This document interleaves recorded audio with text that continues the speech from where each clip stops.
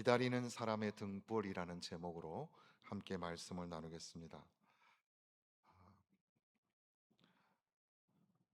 오늘 예수님께서는 마치 한 폭의 그림을 보는 것처럼 어, 깊은 밤에 주인은 혼인잔치에 갔고 아직 돌아오지 않은 상황 속에서 마을의 다른 집들이 하나 둘씩 불을 끄기 시작하는데 여전히 한 집에는 불이 켜져 있는 겁니다. 그 집의 종들은 허리에 띠를 띠고 있죠. 잠옷으로 갈아입지도 않고 문을 잠그거나 깊이 잠들지도 않습니다. 왜냐하면 주인이 언제 돌아올지 모르기 때문에 주인이 오실 것을 기다리면서 주인이 오시면 금방 일어나서 문을 열어드릴 수 있는 그런 상태, 그것을 예수님께서는 그림으로 보여주시는 겁니다. 허리에 띠를 띠고라고 말씀이 시작되는데요. 기다림이라는 것은 그저 정신과 마음의 상태만이 아니라 행동의 자세로 설명을 하고 계신다는 겁니다. 여기 허리에 띠를 띠다라는 것이 신속하게 움직이기 위해서 긴 천의 옷이 걸리지 않도록 일을 하거나 길을 떠나거나 전투를 할 때 군인이 행동에 나가서 위급한 상황에서도 빠르게 움직여야 되니까 그 길게 내려 띠려졌던 그 옷을 허리에다가 동여 매는 그런 의미로서 무릎과 다리가 자유롭게 움직일 수 있도록, 그래서 구체적으로 행동으로 옮길 수 있도록 준비하는 상태, 바로 그게 허리에 띠를 띠고 있다라는 말이죠. 언제라도 행동할 수 있는 상태. 그러니까 기다림은 정적인 것만 있는 것이 아니라 동적인 것도 있다. 근데 우리는 기다림이라는 것은 마음의 상태처럼 생각하지만 기다림은 행동이다라는 겁니다. 성경에는 기다림에 관한 말씀들이 많이 나오죠. 파수꾼이 아침을 기다림보다 내 영혼이 주를 더 기다리나이다. 시편 130편 6절. 우리가 소망으로 구원을 얻었으며 보이는 소망이 소망이 아니니 보는 것을 누가 바라리요. 만일 우리가 보지 못하는 것을 바라면 참음으로 기다릴지니라. 로마서 8장 24절 25절 말씀. 믿는 사람이라는 것은 단순히 마음으로 믿는 사람이란 뜻이 아니라 행동 속에서 기다리는 사람이라, 이런 것을 소개하고 있죠. 좀 더 그 상황적으로 비슷한 것은 출애굽기 12장에 보면 6월절 밤에 하나님께서 이스라엘 백성들에게 허리에 띠를 띠고 발에 신을 신고 손에 지팡이를 잡고서 급히 먹으라, 이렇게 말씀을 하시는 겁니다. 아직 바로가 허락을 한 게 아닙니다. 아직 홍해가 갈라진 것도 아닙니다. 그들은 여전히 애굽 땅에 있습니다. 그런데 약속을 믿고 있는 사람들은 떠날 준비, 떠날 사람의 자세를 취하고 있는 겁니다. 그러니까 미래에 하나님이 하실 역사, 그 행동을 확신하기 때문에 오늘 준비 자세를 갖는 겁니다. 기다림이라는 것은 마음으로, 머릿속으로만 하는 것이 아니라 내 삶의 자세, 행동으로 옮길 자세. 예수님께서는 아직 주인이 돌아오지 않았지만 반드시 주인이 돌아오실 것이니까 그 돌아올 주인을 맞이하기 위하여 종들이 준비를 하고 있는 그런 상태를 설명하고 계신 겁니다. 기다림이라는 거, 사람들은 다 기다림의 속에 살아가고 있다고 해도 되죠. 그래서 그, 그 철학적 사유를 보여주는 유명한 연극 중에 하나가 고도를 기다리며, 인간은 무언가 고도라는 사람인지 뭔지 모르지만 고도를 기다린다. 하염없이 기다리는 거예요. 왜 기다리는지도 모르고 누군지도 모르고 무엇인지도 모르는데 기다리는 존재. 어떤 사람은 뭐 인생의 성공을 기다리고 돈이 많이 생기기를 기다리고 사람들에게 인정받기를 기다리고 뭐 행복해지기를 기다리고, 사람들은 다 그런 기다림의 삶을 살아가는데, 여기 예수님께서 기다리라 하시는 말씀은 주님이 다시 오실 것이니까 기다려라 안 하는 재림에 관한 그런 신학적 메시지뿐만 아니라 주님이 다시 오신다고 약속하셨다면 그렇다면 오늘 나의 시간, 나의 재물, 나의 삶을 하나님 앞에 드리면서 항상 준비된 삶을 살아가기를. 기다림이 참 어려운 것은, 기다림이라는 것이 시간과 관련이 있는데, 우리는 시계를 소유할 수는 있지만 시간을 붙잡고 있을 수는 없거든요. 그래서 참 이 시간이, 이 시절이 굉장히 위태위태하구나. 그 가노라 삼각사나라는 그런 우리나라의 시에 보면은 그 뒷부분에 시절이 하수상하여라는 표현이 나오죠. 하라는 말은 우리나라 옛글에는 몹시라는 말이고, 수상은 이제 옛날에는 그 범죄 조사를 할 때도 수상한 간첩 뭐 이렇게 썼었는데, 보통이 아니다. 상이 보통 상자고 수가 다를 숫자거든요. 그래서 하수상하다는 것은 몹시 이상하다 이런 말인데, 지금 오늘 세상이 몹시 이상하죠. 몹시 이상합니다. 태풍 두 개가 한반도를 중심으로 왼쪽에서 하나 터지고 오른쪽에서 하나 터졌습니다. 13호 태풍은 지금 중국 본토를 강타해서 그 피해를 입은 곳은 굉장히 심한 타격을 받고 있고, 또 일본 쪽에 지금 내려앉은 그 태풍도 유례없는 그 이와자키현인가요? 거기에 지금 태풍이 닥쳤습니다. 더군다나 가고시마 쪽에서는 최근에는 일본의 구마모토에 지진이 있었지만, 가고시마 규슈에 있는 가고시마에는 지금 화산이 폭발해가지고 그 화산재가 도시를 덮은 그런 모습도 있는데요. 최근에 우리는 베네수엘라 지진이 나서 거기에다가 구제 헌금을 드린 게 불과 얼마 안 되는데, 이어 필리핀 지진이 일어났고, 지금 어제죠. 어제 날짜로 콜롬비아에 지금 대지진이 일어났습니다. 세상이 굉장히 뒤숭숭합니다. 기독교에 대한, 또는 정치, 사회 등등 참 소란스러운 것 같다 이런 생각이 드는데, 언제 주님이 오실지 그 시간을 정확하게 알 수만 있다면 뭐 잘 대비를 할 텐데, 그 무작정 기다리는, 시간을 소유할 수 없는 상황 속에서 우리는 어떻게 살아야 할까? 그게 이제 그 기다림의 영성 안에서 우리가 말씀들을 생각하게 되는 건데요. 허리에 띠를 띠라라고 하신 말씀은 곧 이어서 등불을 켜고 서 있으라 이렇게 말씀하십니다. 그래서 오늘 제목이 기다리는 사람의 등불이라 이렇게 정해 보았는데요. 깊은 밤에, 방금 부른 노래가 밤에 관한 노래였거든요. 이 깊은 밤에 한 집에 등불이 꺼지지 않고 있다. 그건 그 집에 잠들지 않은 사람이 있다는 뜻이거든요. 더 정확하게 말하면 아직 돌아오지 않은 사람을 기다리는 누군가가 있다는 그런 의미입니다. 기다림이라는 것은 추상적 단어이니까 눈에 보이지 않지만 어떻습니까? 등불은 보이죠. 등불은 눈에 보이는 겁니다. 보이는 기다림이 등불이라고 할 수 있겠죠. 종들이 단순히 등불에 한번 불을 붙여 놓은 채 방치하고 있는 게 아니라, 밤이 깊어져도 불빛이 계속 유지될 수 있도록, 오늘은 우리가 전기를 쓰기 때문에 그런 게 익숙하지 않지만, 옛날에는 기름을 태워서 불을 지펴야 했지 않습니까? 계속해서 기름을 보충하고 심지를 다듬으면서 등불을 켜 놓는 거 말이죠. 기다리고 있는 사람들은 피곤하다고 불을 꺼버리지 않고 집을 밝게 유지하면서 주인을 맞이할 준비를 하는 겁니다.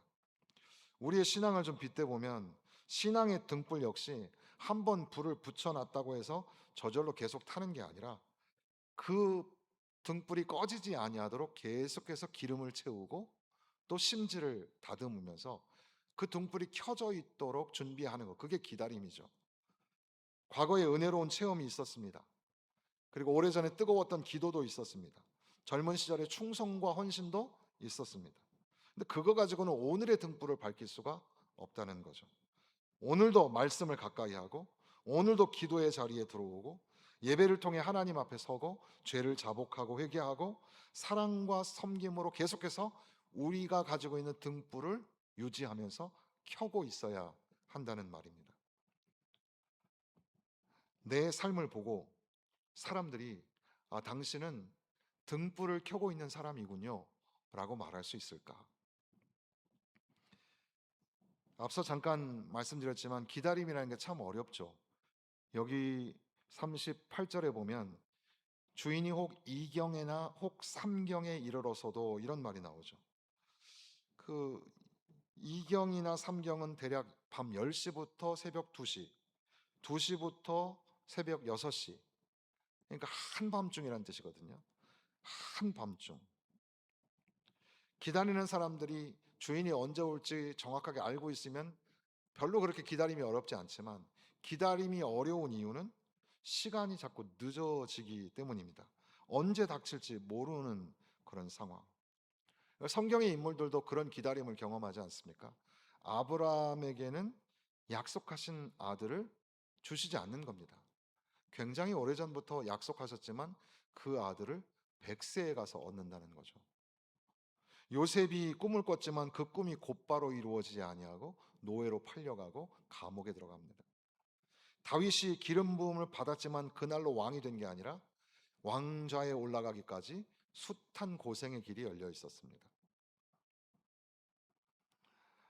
농부가 땅에서 나는 귀한 열매를 바라고 길이 참아 이른 비와 늦은 비를 기다리나니 너희도 길이 참고 마음을 굳건하게 하라. 주의 강림이 가까우니라. 야고보서의 말씀이죠. 비록 더딜지라도 기다리라. 지체되지 않고 반드시 응하리라. 하박국 2장 3절의 말씀입니다. 우리 눈에는 더디고 지체되는 것 같지만 그러나 반드시 오신다. 그러기 위해서 그 기다림의 등불을 켜고 준비하고 있어야 된다는 겁니다. 밤이 깊어도 등불을 끄지 않는다는 것은 그저 단순하게 인내심을 가지고 있다는 그런 뜻이 아니라 담대함이라고 할 수 있습니다. 시편 27편 14절에 보면 너는 여호와를 기다릴지어다 강하고 담대하여 여호와를 기다릴지어다 이렇게 말씀하시죠. 기다림은 그냥 인고의 시간을 보내는 게 아니라 담대한 믿음이라는 사실을 가르쳐 주시는 겁니다. 36절 말씀 보시면 마치 주인이 혼인집에서 돌아와 문을 두드리면 곧 열어주려고 기다리는 사람과 같이 되라 말씀하십니다. 곧이라는 단어가 나오죠. 곧. 종들은 문 두드리는 소리를 듣고 한참 후에 주섬주섬 챙겨가지고 누구세요 확인하고 그러고 나오는 게 아니라 문소리가 나는 순간 달려나가서 곧 문을 여는 겁니다. 왜냐하면 그들은 처음부터 누구를 기다렸죠? 주인을 기다리고 있었기 때문입니다. 기다리는 사람의 귀는 기다리는 대상의 소리에 귀를 기울이게 되어 있는 겁니다. 누군가를 정말 기다려 본다면, 누군가 사랑하는 사람이 오는 것을 기다리고 있다면 그 기다림이 느껴지는 거예요. 자동차 소리도 들리고 엘리베이터 소리도 들리고 현관문의 인기척 소리도 들리고 발소리도 느껴지고, 똑같은 소리인데도 기다리지 않는 사람한테는 아무 의미가 없어요. 별로 관심도 없어요. 근데 기다리는 사람, 누군가 사랑하는 사람, 특별한 사람을 기다리는 사람은 그 소리에 민감하게 되죠. 그래서 그 소리를 듣자마자 곧 달려 나오는 겁니다. 하나님의 말씀에 관하여서도 사무엘상 3장 9절에 보면 주여 말씀하시옵소서 주의 종이 듣겠나이다. 하나님의 음성이 들릴 때에는 사무엘처럼 하나님 말씀하세요. 제가 듣겠습니다. 준비가 되어 있어야 합니다. 수도 없이 하나님 말씀하셔도 들을 준비가 안 된 사람은 들을 수가 없습니다. 볼지어다 내가 문 밖에 서서 두드리노니 누구든지 내 음성을 듣고 문을 열면, 그 음성을 듣고 문을 활짝 여는 사람이 되어야죠. 뉴스도 듣습니다. 세상의 소리, 또 사람들의 평가, 휴대전화의 소리, 여러 소리를 많이 듣지만 예전에 한번 소리와 소음에 관한 말씀들을 드린 적이 있었는데, 과연 우리는 주님의 음성에 귀를 기울이며 주님을 고대하고 기다리는 사람으로 등불을 켜고 나갈 준비를 하고 있는가, 한번 우리 자신을 돌아보게 되는 겁니다. 그런데 오늘 본문에서 가장 아름다운 중심이 되는 구절은 37절입니다. 주인이 와서 깨어있는 것을 보면 그 종들은 복이 있으리로다. 내가 진실로 너희에게 이르노니 주인이 띠를 띠고 그 종들을 자리에 앉히고 나와 수종 들리라.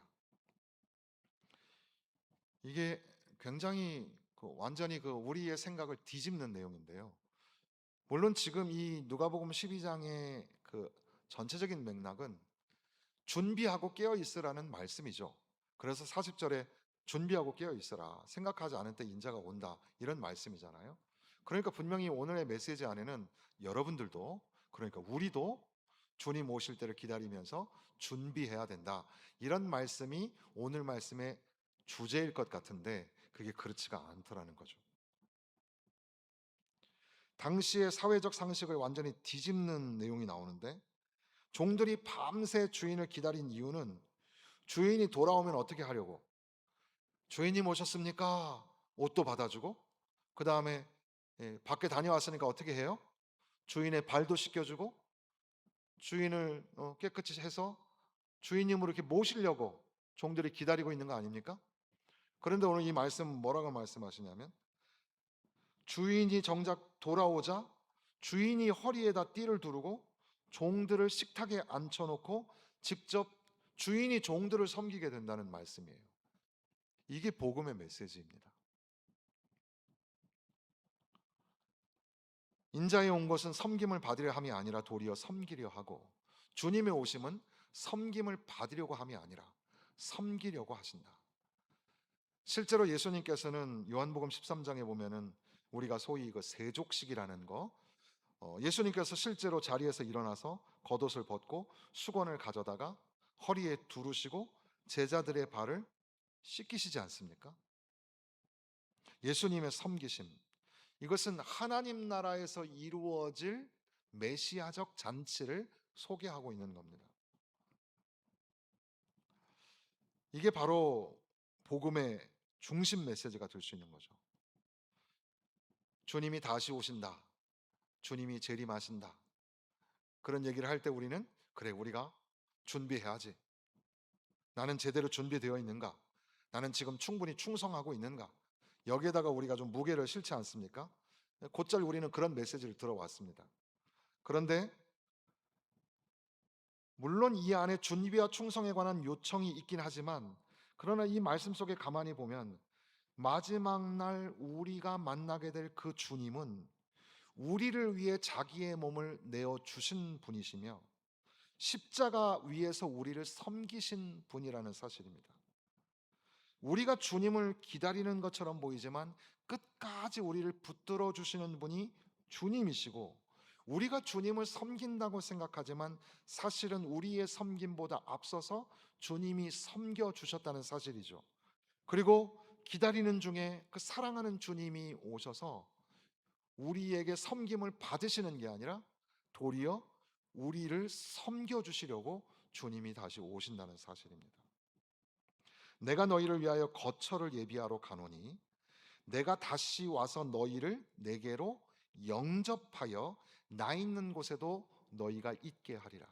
주님은 기다리고 있는 주님의 제자들을 향하여 내가 거처를 예비하고 다시 돌아와 너희들을 영접하여 내게로 오게 하리라.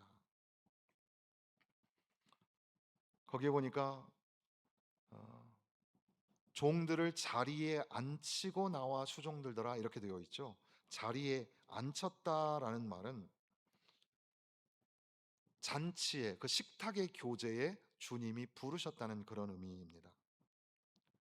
우리 교회는 성도들이 좋은 일, 감사한 일로 주일마다 식당에 감사의 공개를 하고, 그래서 우리는 또 그냥 정말 감사하고 기분 좋게 맛있는 음식을 보너스로 또 먹게 되고, 물론 봉사하시는 분들이 두 배로 또 힘들긴 하지만, 그러나 그런 섬김을 받으면서 일일이 제가 다 이게 광고를 하지 않지만 참 감사하다, 우리 교회는 너무너무 참 행복하고 감사한 교회다, 이런 생각을 합니다.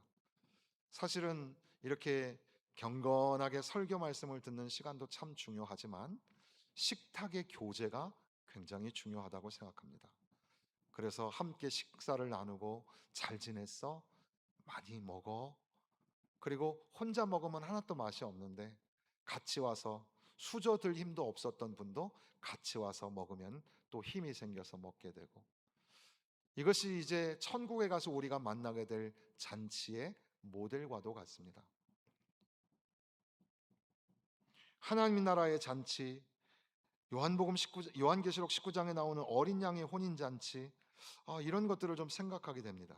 이사야 25장 6절에 보면 만군의 여호와께서 이 산에서 만민을 위하여 기름진 것과 오래 저장하였던 포도주로 연회를 베푸시고, 요한계시록 19장에서는 어린 양의 혼인 잔치에 청함을 받은 자들은 복이 있도다 말씀하셨고, 예수님께서는 누가복음 13장에 사람들이 동서남북으로부터 와서 하나님 나라 잔치에 참여할 것이다 이렇게 말씀하셨습니다. 주인이 오실 때에 종들이 기다리고 있다가 등불을 켜고 허리에 띠를 띠고 기다리고 있다가 주인을 섬기는 것이 아니라, 주인이 오셔서 종들을 섬겨 주실 뿐 아니라 종들을 위하여 잔치를 베푸시고 그 잔치에 자리에 앉게 하신다. 여호와는 나의 목자시니 내가 부족함이 없으리로다. 그 뒷부분에 보면 주님께서는 원수의 목전에서 내게 상을 베푸시고 잔치를 베푸시는 분. 기다림은 그냥 막연한 게 아니라 잔치를 향해 가는 길이라는 사실입니다. 우리가 하고 있는 인생의 기다림은 실망하고 실패하고 돈이 더 생길 줄 알았고 더 건강해질 줄 알았고 더 행복할 줄 알았는데, 그러나 그렇게 되지 못하며 실망하고 속상해할 때가 많죠. 그러나 인간의 가장 본성적인 기다림, 주님의 다시 오심을 기다리는 그 기다림은 실패가 아니라는 사실입니다. 우리의 시민권은 하늘에 있는 거라. 거기로부터 구원하는 자 곧 예수 그리스도를 기다리노니 이렇게 말씀하죠. 우리가 읽지 않았지만 그 뒤에 나오는 이야기들 보면은 어, 한 사람이 예수님께 유산을 나누게 해달라고 요청할 때에 삼가 모든 탐심을 물리쳐라 이렇게 말씀하기도 하고, 또 무엇을 먹을까 무엇을 입을까 염려하지 말라 이런 말씀도 하시거든요. 그러니까 기다림의 적이 되는 것이 탐심과 염려라고 할 수 있겠습니다. 그러니까 세상에서 너무 욕심 가지고 살아갈 필요가 없습니다. 반대로 너무 근심하고 염려하며 살아갈 필요도 없는 거죠. 기다림은 인내의 인고의 시간이지만, 그러나 주님께서 오셔서 우리를 영접하시고 우리를 하나님 나라 잔치로 부르시는, 확실히 우리에게 약속된 그 기다림이 준비하고 있다는 사실이죠. 그러니 우리가 오늘 내 삶에 부족한 것 때문에 더 가져야 될 텐데, 더 채워야 할 텐데, 어리석은 부자와 같이 우리는 우리의 곳간을 바라보고 염려하지만, 그러나 종은 어디를 바라봐요? 불을 켜고 문을 바라봅니다. 문이 소리가 나면 달려나가서 주님을 맞이할 준비를 하는 겁니다.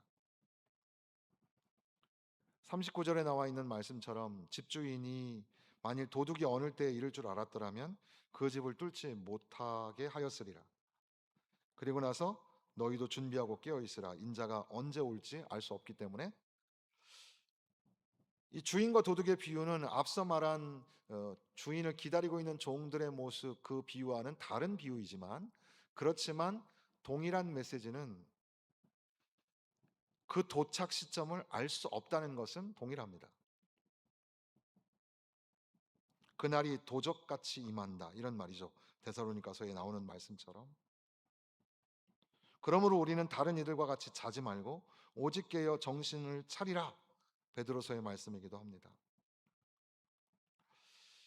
그러니까 오늘 말씀을 잘 아시는 말씀에도 불구하고 우리가 이 말씀을 통해서 준비하고 또 깨닫고 또 묵상하며 기도하기를 원하는 것은, 기다림의 영성을 가지고 있는 사람은 허리에 띠를 띠고 있는 사람이다.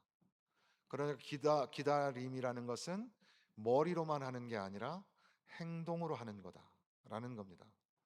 그러면서 띠를 띠고 등불을 켜고 있었다는 겁니다.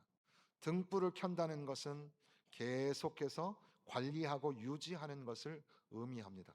예수님께서는 이 빛이라는 것, 등불이라는 것을 좀 더 광범위하게 사용하셨습니다. 너희는 세상의 빛이라. 이번 금요일에는 빛으로 오신 분을 어떻게 영접하는가, 그런 빛에 관한 말씀을 밤에 또 드리려고 하는데요. 등불을 밝혀야 한다는 겁니다. 신앙의 진가가 언제 일어나느냐? 어두운 밤에 일어납니다. 어두운 밤에, 캄캄한 밤에, 그때 불을 탁 켜면 와, 이야, 밝구나. 세상이 참 하수상하여, 그러니까 어둡죠. 어둡고 혼란스럽습니다. 그럴 때에 등불을 밝히는 사람, 세상의 소금과 빛처럼 살아내는 성도와 교회들, 그로 인하여서 그 어두운 곳이 밝혀지게 된다는 거죠. 젊을 때는 등불이 환했는데 노년의 등불이 꺼져 있지는 않습니까?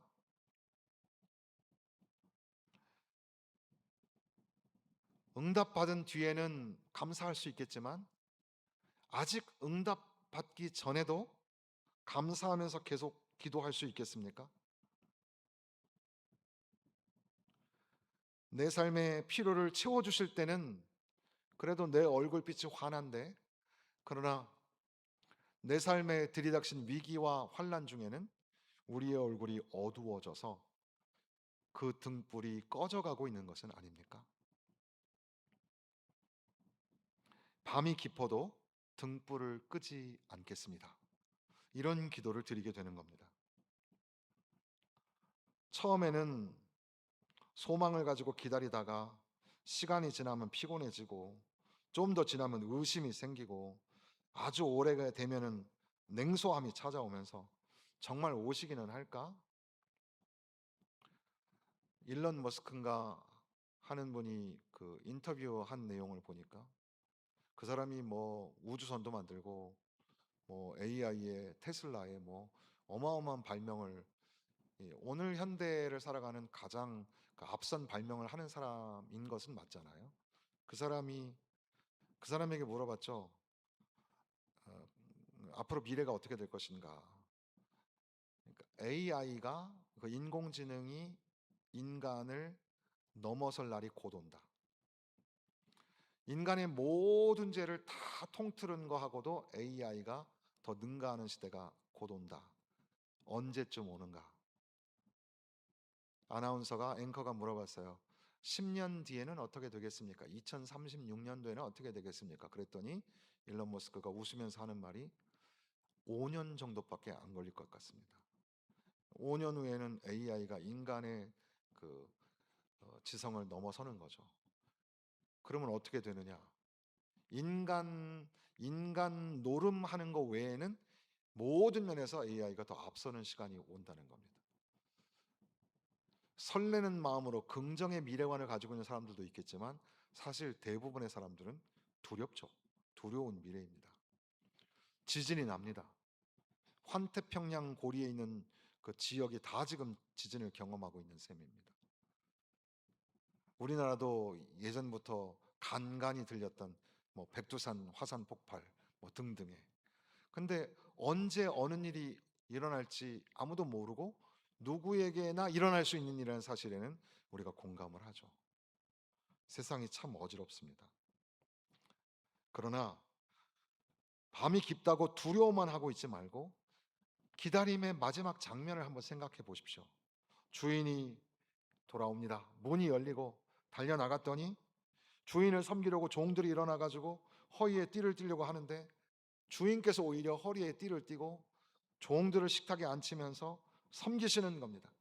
평생 주님을 기다렸고 주님이 오시면 주님을 더 잘 섬겨야지, 그런 마음으로 준비하고 있었는데 정작 주님이 오셔서 우리를 섬겨주시고 우리에게 잔치를 베풀어 주실 것, 그것이 기다림의 마지막 결론이라는 사실입니다.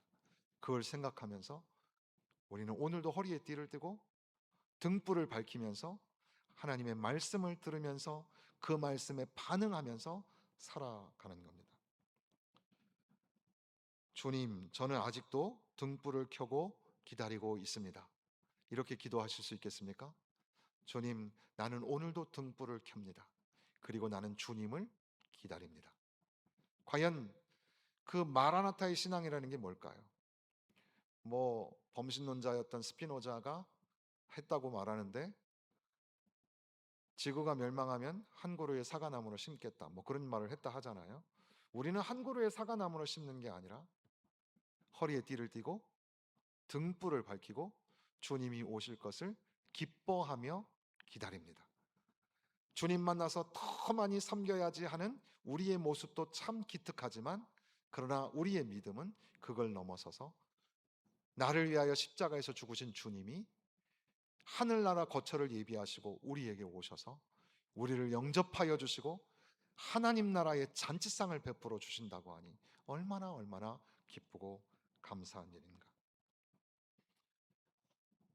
기다림의 등불을 켜고 있는 사람들이 마지막 주님을 만났을 때 주님께서 이렇게 말씀하실 겁니다. 잘하였다. 참 잘하였다. 이제 와서 내 기쁨의 잔치에 참여해라. 기도하겠습니다.